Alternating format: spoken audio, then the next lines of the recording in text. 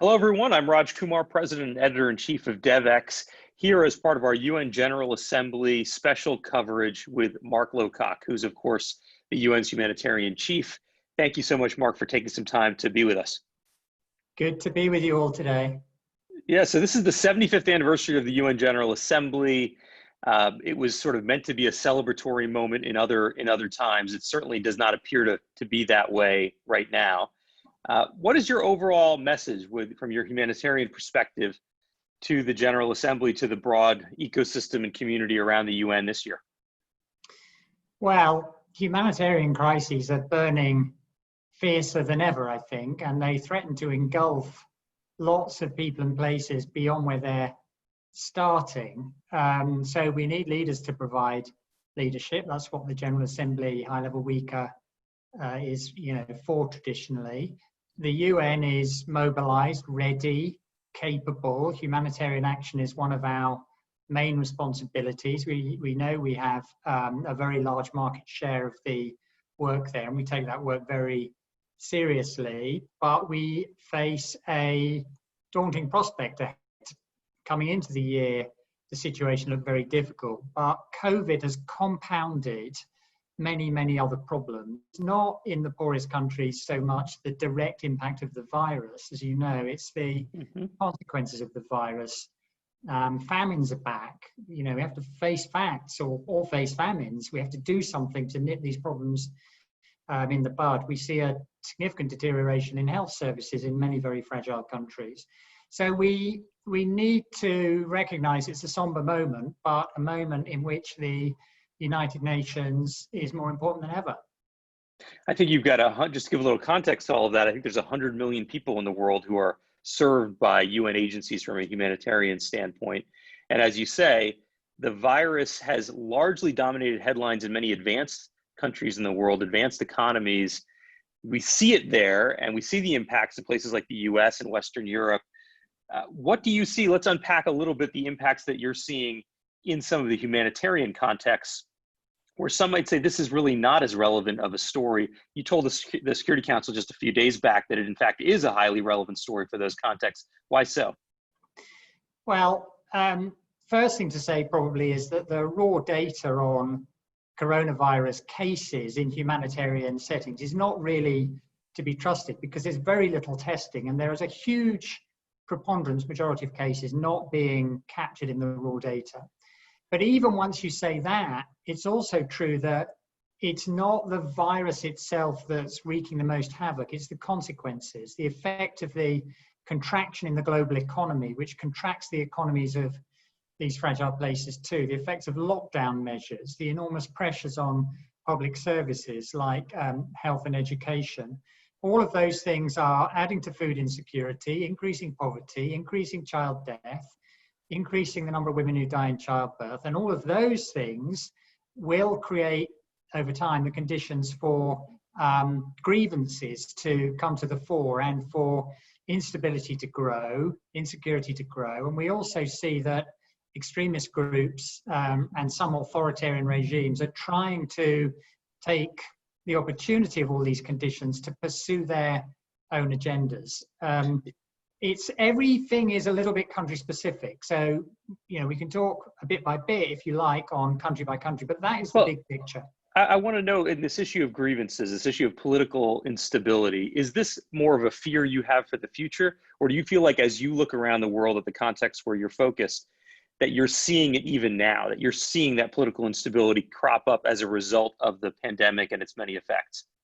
Well, we've obviously seen that grow progressively over the last 10 years. But the last year or so, has been a bad period. There's something like 66 million people on the planet now who are living in places controlled not by a sovereign government, but by some armed group, in some cases very extreme violent groups. That is not a phenomenon we used to be dealing with. And during the course of 2020, we've seen violent extremists gain more and more sway in places like Mali, other parts of the Sahel, and other countries as well. Even places like Mozambique, this is a growing problem. And a lot of that is to do with the response to various grievances people have. That's what creates the space for these extremists. So yes, we are definitely seeing it.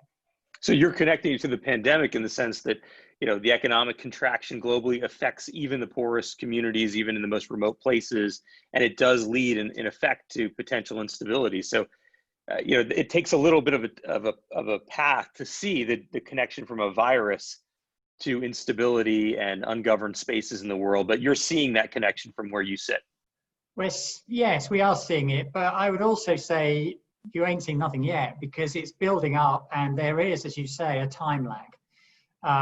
But there's been quite a lot of research over the period of the summer months that we've just come out of in the Northern Hemisphere, reinforcing all these linkages. So now is the time to open our eyes, understand what's happening, and take the action to preempt the worst.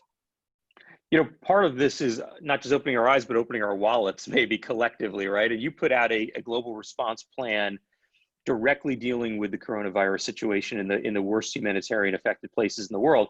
And I think your latest update has called for a little above $10.5 billion US, of which less than a quarter has actually been provided so far.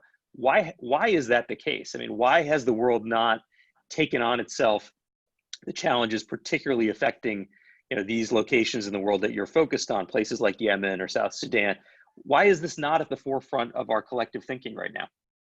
Well, I think it's partly the fact that many of the better off countries are obviously very preoccupied with their own domestic challenges. And I think it's right that they're spending, $11 trillion to pump liquidity and fiscal support into the global economy and to protect their own citizens. But the argument I make is that you would also be smart to spend 1%, that's 1% of that money, protecting yourself and acting generously to deal with bad problems that can come to you from other places.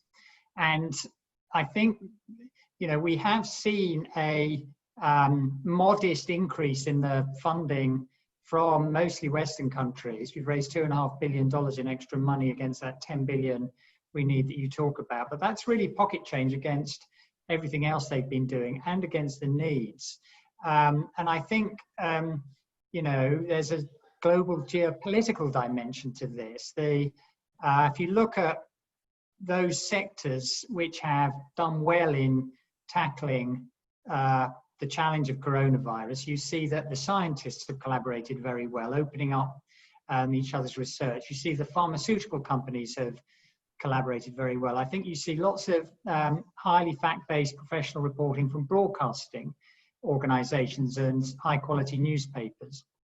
You see civil society organizations working together well. I think the humanitarian agencies in particular are really at a good moment in collaboration in a sector that sometimes falls into the temptation a bit too much to compete. But what you haven't seen, unlike, for example, the 2008-9 crisis, is effective cooperation and collaboration in their own individual interests from the states, particularly the more influential, larger and powerful states in the G20.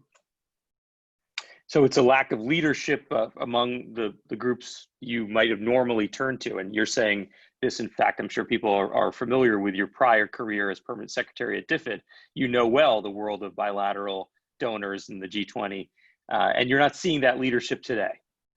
Yeah, I mean, just to give one pertinent example, in 2008-9, the shareholders of the IMF and the World Bank took extraordinary measures to provide help to their weakest members, the fragile states where humanitarian problems are most acute. They, for example, did an issue of this currency called the special drawing rights, which gave everybody purchasing power, helped the poorest countries. They recapitalized the balance sheet of the World Bank. They provided additional resources through the International Development Association, the kind of arm of the World Bank, which is particularly for the poorest countries. And they need to do those things again now. And what is not just dangerous, although it is dangerous, but surprising, is that that hasn't happened so far. Yeah, if people are doing the math at home, this 1% that you mentioned equates to something over $100 billion US. And actually, in fact, I think your call along these lines, as we spoke earlier, This summer was a $90 billion appeal to these donors. I guess the number has gone up as there has been more investment in the richest economies in the world, but we haven't seen that translate either into large amounts of funding for the kinds of humanitarian response you're leading, or into really broad appeals for large-scale development and humanitarian funding. I guess I wonder, in this moment, we've talked about COVID kind of exposing the fault lines and the inequalities in the world more than ever before. Is it exposing something in our own humanitarian system, in our inability to kind of shake the bell and get people to pay attention when they need to? I think that the humanitarian agencies are doing basically a very good job in using the resources they can raise to reach people. But it is the case that they're struggling to cut through. We're all struggling to cut through with our message of, policymakers in important, powerful countries. Just think about the situation you face. These problems will get a whole lot worse if we don't get better at dealing with them. It's not too late to act, but it's a bit more now or never. We can legitimately say we were surprised by the virus. We won't next year or the year after be able to say that we were surprised by the consequences of the virus. It's obvious to everybody what's happening and the risks that lie ahead. And the surprising thing is the difficulty we face in getting policymakers to come together, find collaborative, cooperative solutions. And as I say, I think that's mostly because they're so swamped at home, but also because of this phase of geopolitical tension that we are currently seeing in the world. Usually people like myself are asking global health experts where we are in the pandemic. And often you hear them say some kind of a timeline that's tied to vaccine development and the ability to get the vaccine and therapeutics out to people. You're looking at a somewhat different timeline, I would think, if you're thinking of the humanitarian consequences, which include effects on education and poverty. Give me a sense of what that timeline is in your mind. You just suggested that we're talking a year or two out. Where are we in the coronavirus and its effect on the humanitarian lens kind of on these issues? Well, we're a long way from peak pandemic. Even in terms of the number of cases, true number of cases, I think that's still growing, will continue to grow probably for some months. But the knock-on consequences that I've been talking about will keep getting worse for some while after that. Probably the biggest thing that will help will be some recovery in the global economy. That might be even more important than the emergence of a vaccine. Though, of course, a vaccine is important because it will itself give confidence in the global economy. But I think till we see some genuine recovery in the global economy, and then that filters down into the economies of these very poor countries, and until we see more resources flowing into the most fragile countries, it's unrealistic to expect that things are going to improve in them very much. So I fear we could we could face a situation that is deteriorating for a year or more. Now is not the time to avert your gaze. We need eyes wide open on this. And if you think 2020 is hard, I would say buckle up now for what's around the corner. Yeah, it's a challenge in that, in the United States, we have a presidential election. In the UK, there's the Brexit issue. It feels like in so much of the advanced economy, advanced countries and economies of the world, you find there are other things preoccupying what would have been, as you say, countries that might have led in a moment like this. And in fact, you are in front of the Security Council right now, this week, trying to get attention on some of the biggest crises affecting the world today from governments like the ones I've mentioned. Talk to us about the famine threat that you see and why it's different, why we need to pay attention in a different way now than we might have in the past. Famines used to be ubiquitous. They used to happen all the time, everywhere in the world throughout human history. And the remarkable thing about the 21st century is that the world has got much better at preventing them. In fact, there's only been one significant famine this century, which was the famine in which 250,000 people lost their lives in Somalia about 10 years ago. in 2017, we had to stave off famine in 4 countries because we had a very big year, but we did that successfully. But what we see now is the risk of that problem being back, not just in 4 countries, but in multiple countries. And just recently, I sent a note to the Security Council because under the resolution they passed in 2018, Resolution 2417, we are obliged to tell them when we see the warning signs of conflicts provoking such food insecurity that it could end up in a famine. And that is what we're seeing at the moment in Yemen, in South Sudan, in northeast Nigeria, but in other places too, like Burkina Faso. Afghanistan is very difficult. The Democratic Republic of Congo is very difficult. Zimbabwe is having a very difficult time. So, you know, the thing about flagging this problem now is we're trying to do it at a time when people can still act. But ultimately, if you're not careful, you reach a tipping point after which all you can do is watch the tragedy unfold and try to contain the number of people who lose their lives. I hope we're not at that point yet in any of these countries, but I don't think in some of them we're far off. You know, Amartya Sen in his famous book talked about famine as a result of really political moves as opposed to, you know, a natural disaster. Is that how you see it in the countries that you're focused on? And what do you want the UN, the General Assembly, or the Security Council to actually do about this problem?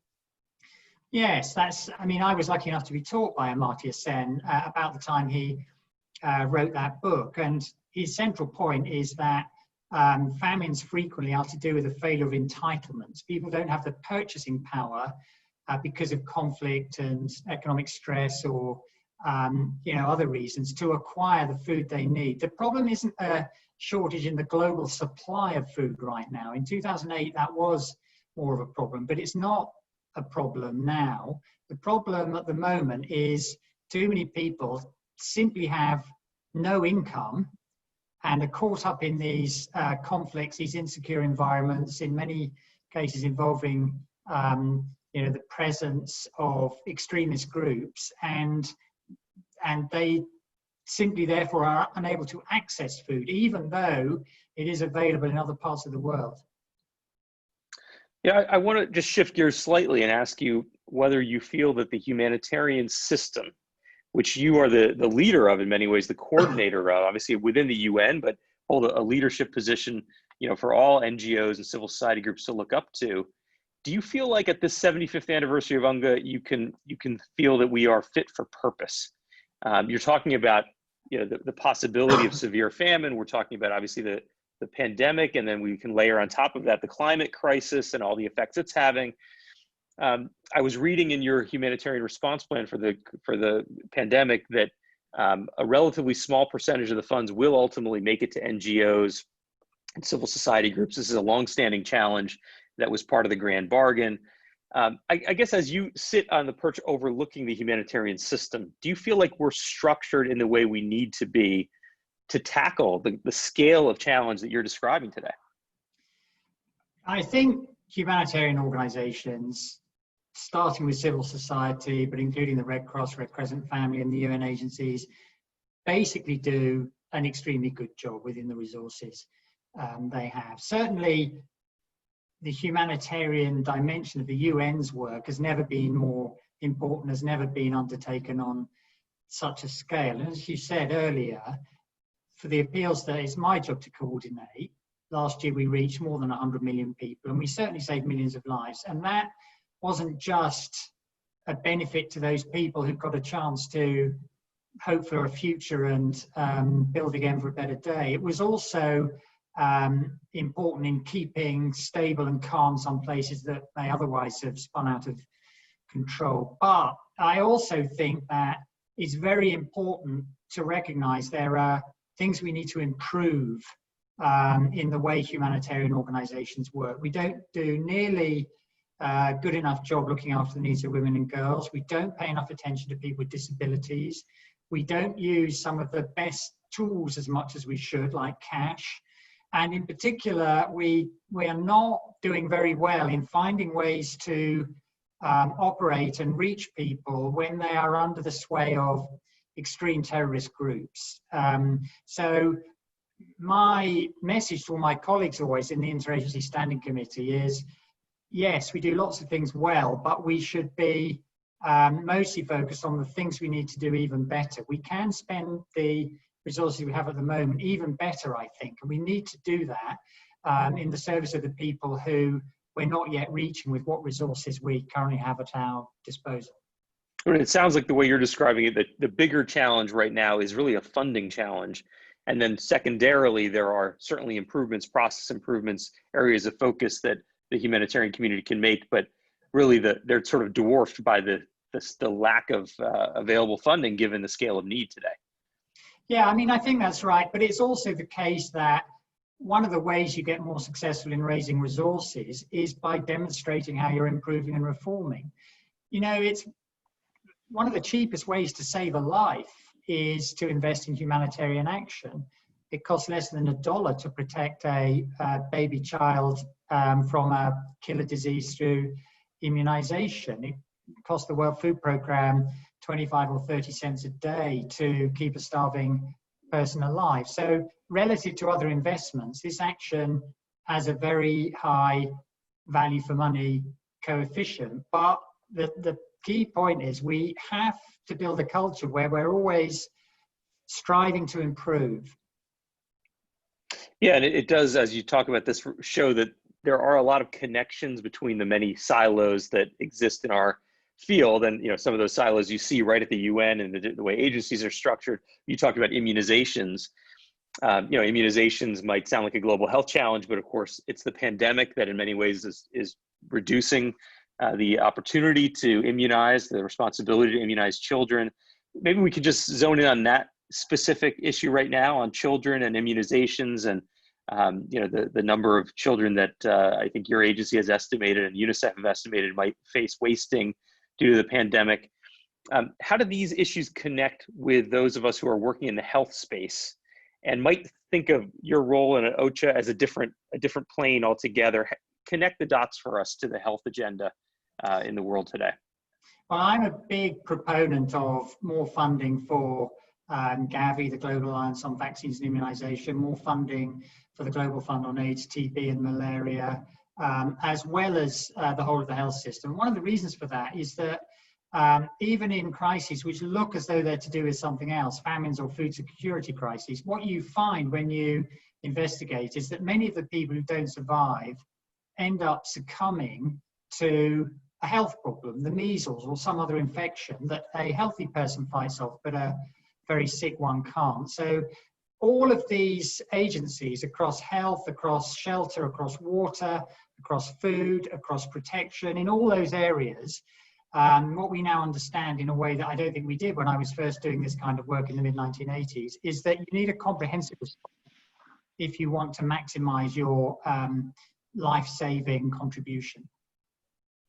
Right, and of course that does get back to some of these questions about structure and funding, and we've seen even with the pandemic, the creation of new funds. You talked about Gavi, which is a public-private alliance, right? So there's a lot of new models that try to break through the way things used to be. Had we been talking at an earlier milestone in the UN General Assembly, many of those structures wouldn't exist. We have them today, and perhaps we'll see some others that spring up due to the pandemic, which does remind me, I want to ask you if you have a thought about your former agency, which is going through a similar structural change. DFID, where I mentioned you were permanent secretary, is merging with a foreign Commonwealth office in the UK. What are your thoughts about that merger? Well, it's not really for me to comment on that, Raj, I don't think. My understanding is the UK wants to continue to play a strong role on humanitarian issues.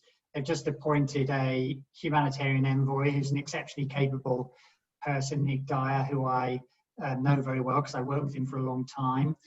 They've just announced a desire to make a contribution to help stave off these famine risks I was talking about. And certainly there is a lot of capability, experienced people, knowledgeable people, institutions that can play a strong part in the UK. So I hope that they will, continue to engage in a generous and effective way. Well, I appreciate that. I know you're no longer in that role, but this is obviously a top of mind question in the development humanitarian communities, given the key role DFID certainly plays. I want to thank you, Mark Lowcock, for taking the time to talk with us today. This is an important moment in the UN's history, and I can't imagine. I remember your predecessors talking about the number of crises that were happening at the same time, but this does seem like an unusual moment, layering climate and COVID and famine and the many other crises that predated your role here. So we thank you for taking some time out of this agenda to speak with us here at Devex. Well, look, thank you, Raj. And I mean, let me just leave you with the thought that when your neighbor's house is on fire, you ignore it at your peril. So with nations less united than they have been at some times in the past, the United Nations has never been more necessary. And we feel the burden of that responsibility, and we will go on doing the best we can to relieve these acute problems. Well, thank you, and Godspeed in that work.